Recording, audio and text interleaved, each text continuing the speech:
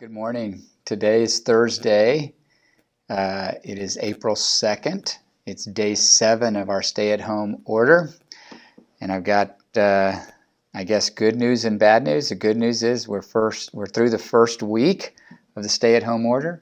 The bad news is the governor issued an order yesterday that beginning tonight, Thursday evening, we have a month, actually, I guess the balance of April, as a stay-at-home order. So what started out as 2 weeks now is going to be more like 5 weeks, I think.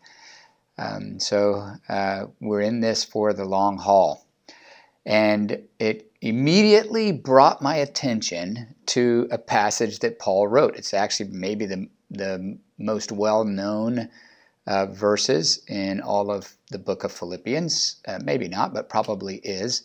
And it's the preceding verses to Philippians 4:13, but includes that famous verse, I can do all things through Christ who strengthens me.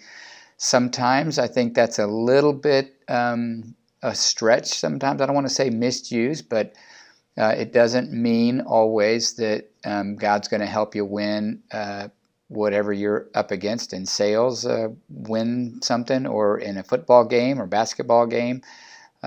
We've seen people, claim or think that they can win because God's going to help them do everything, and that's a little bit of a stretch of what the verse actually means, although I'm sure that the motives behind all of that are pure, that God can help us to be everything that He wants us to be, and that is what the verse means. But the verse has context, and the context, it really makes sense today. I want to read what that verse says, Philippians 4, beginning in verse 11. It says this: "Not that I am speaking of being in need, for I have learned in whatever situation I am to be content.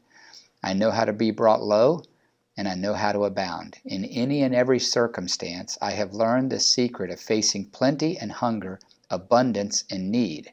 And then the famous, "I can do all things through Him who strengthens me." So the context that Paul's talking about, he can do all things, in meaning that he can live in abundance, or he can live in need. He can live in plenty, and he can live in hunger. He can live in every circumstances, when he's abounding and when he's brought low.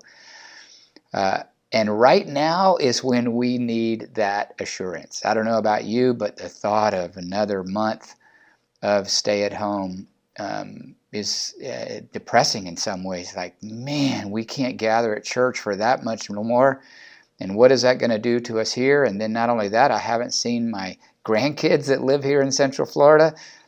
We're staying away as they're asking us to do. And so my parents are secluded in a community here in Central Florida. My 2 sons and their families are the same way. And Betsy and I in our home. And I'm getting out a little bit. I come to the office for a little while each day, at least to pick up some stuff and reorganize. We're having a lot of meetings by Zoom and connecting with our people, with some of you, and connecting with our staff a lot, because this is an ever-changing environment. There's a lot of adjustments for us. But this passage I can really relate to. And have I found the secret of being content? That's what Paul says. I've learned the secret of facing plenty and hunger, abundance and need. And he knew how to be content in whatever circumstances. So what is the secret of being content? I think he tells us that in the answer to the verse, and that is the secret of being content is knowing the source of contentment. So you think about what is in this season, it kind of brings to light what might be the sources of our contentment. What's the source of our contentment? Is it work?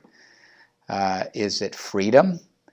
Is it the ability to come and go as we please? Is it family, the source of our contentment? Is it money? Is that what we're worried about that we may lose? What is the source of our contentment? The source of our contentment is our Lord, is Jesus. And that is where we find our greatest joy and our greatest contentment, because having a relationship with Jesus provides for us an eternal perspective. I don't know the challenges that I'm going to face in the next 30 days and the difficulties, and there'll be days that it wears on us. And yet, when we get the long-term perspective and we think of things towards the future, towards eternity, this is just a vapor. It's just a moment. And it gives us the opportunity to gain really healthy perspective about the future and about what it is that we're dealing with. The secret of contentment is knowing the source of our contentment. Most of us find our contentment in things other than Jesus. We find it in things like money and security, freedom, activity, and work. That's the source of our contentment. I have a saying around here that I say often, and those that work close with me know it very well, and that is that a luxury once tasted becomes a necessity. It's something about us that once we've tasted something, we kind of feel like we're entitled to it, like we got used to it. It doesn't take long for us to get used to something. And I think that's part of the challenge that we have today. A few years ago, I was on a mission trip to the Dominican Republic, and I met these children that were there with new missions in the school there that we were working with.